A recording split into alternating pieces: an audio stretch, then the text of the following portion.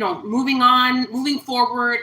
Not having closure is hard because you always want to know why, right? You want to know why someone did something. Why did they do this to you? Why? I think sometimes what people fail to realize is when you're victimized, when someone's treated you badly, they've lied to you, they've cheated on you, they've sabotaged you, gotten you fired from your job, broken up your marriage or your happy home. There has to be two willing participants. When somebody cheats, typically one person is in a relationship and the person that they either seek out or sought them out is single, right? Occasionally it could be two people in relationships. Yeah, sure. But your partner knew that they were in a relationship when they did this to you. Again, I know some, people need someone to blame. When they're hurt, they need someone to blame. And sometimes it's fun to blame the other person. Blame the person that they cheated on you with. But that person typically is single. So that person owes you nothing. Many times these cheaters don't reveal that they're in relationships. So just as you were victimized, so was the single person. So a lot of people are like, but they've got childhood trauma. What does childhood trauma have to do with betraying you? What did you do to them? And a lot of times, again, back to my first point, people are like, well, why me? Why me? It wasn't you. Most likely, this person was always a horrible person. This person always operated on the same low vibrational frequency. So it has nothing to do with you. You just fell in the trap. So it's like the woods. Let's say somebody puts traps up to trap bears or deer or anything else that they want to, rabbits, whatever they want to trap. And then one of the rabbits gets trapped and they say, why me? It has nothing to do with that specific rabbit. It was a trap that was set up for anybody who would fall in it. So don't take it personally. You fell in the trap. The trap was set for anybody who would fall in it, for anybody who was susceptible to be victimized.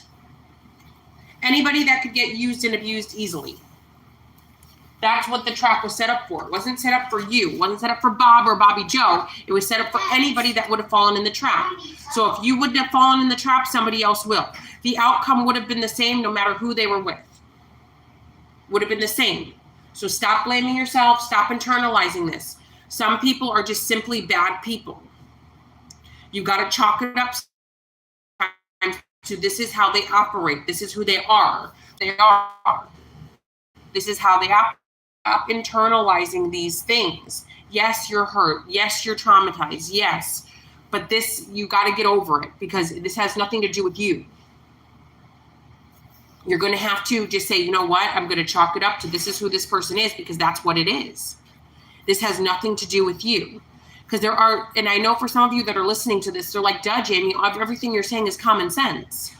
For some people out there, they honestly believe that the person, whether it be their ex-best friend, whether it be their mom, their dad, whoever, they honestly feel like this person woke up one day and said, look, there's Bob, let's victimize him.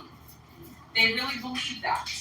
They don't understand that this person was looking for any victim at all whatsoever.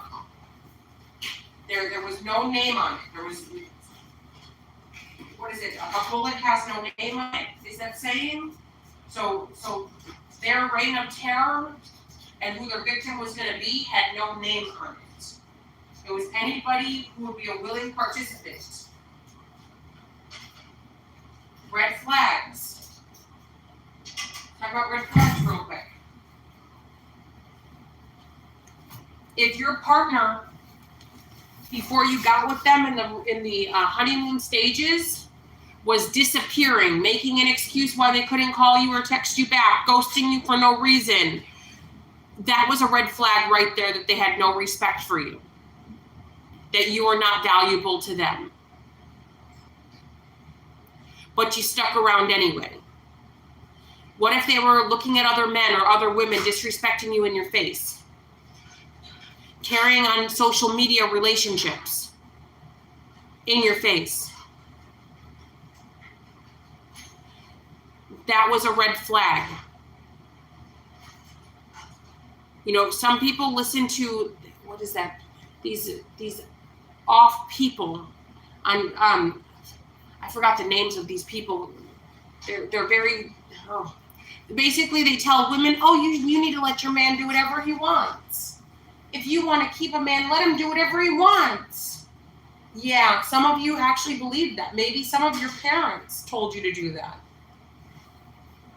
You know, maybe your elders, maybe people, you know, your mentors told you to do that. How is it working out for you? How did it work out for you? Can't you do bad all by yourself? I'm pretty sure you could do really good by yourself, but you can do bad all by yourself. So if you want to be in a bad situation, you can do that on your own. You don't need someone to put that in there for you, right? So my point is, 2022 is going to be a year of settling up, settling karmic debts, settling the scores, truth coming to light. Some of you are holding on and prolonging this. Let it go so you can meet somebody else. Let this go so that the doors of opportunity can open for you. Let this go so you can get a better job. Let this go so you can create real friendships. Let this go so your children don't have to suffer. Let this go. Whatever, each person, it's going to be something different. But if you are holding on to something, hurt, pain, please let it go.